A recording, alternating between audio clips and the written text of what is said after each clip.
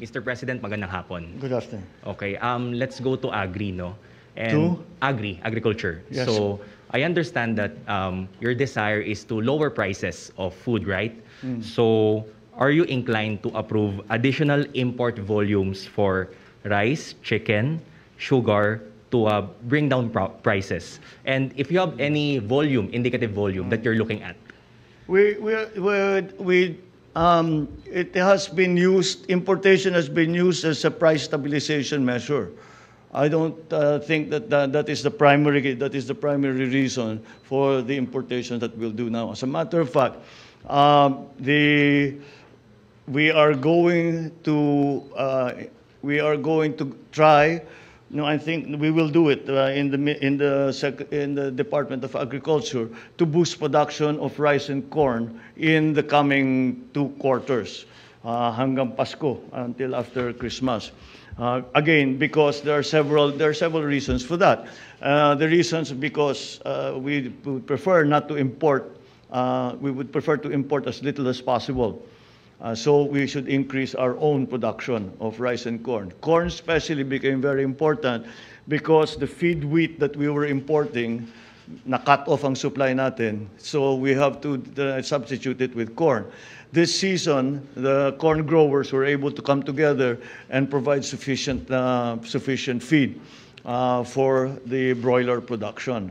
But we still have to increase production of corn to ensure that supply, because there's corn for food and there's corn for feed. So if we are able to increase production sufficiently, then hopefully the importations. We really do not want. It's not really an import substitution measure. It is a strategic food supply measure. But of course, if it's nagkaka-import substitution, that's not necessarily a bad thing. So that's the plan.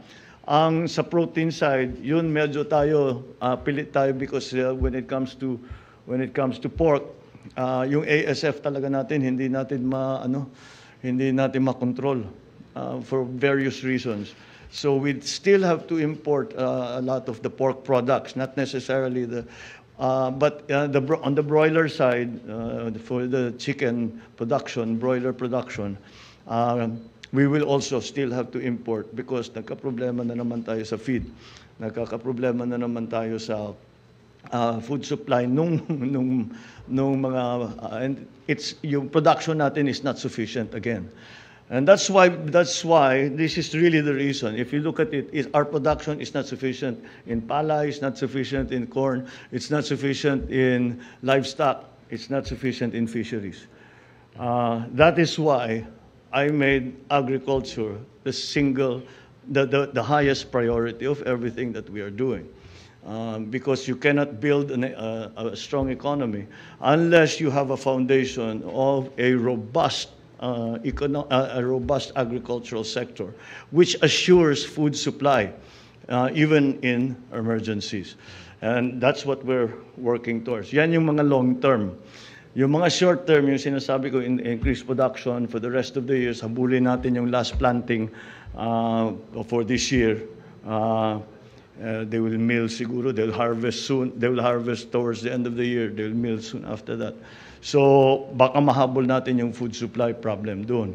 But still, those are short-term solutions. We need long-term solutions that can take care of this problem. We no longer take care of the symptoms, we take care of the disease.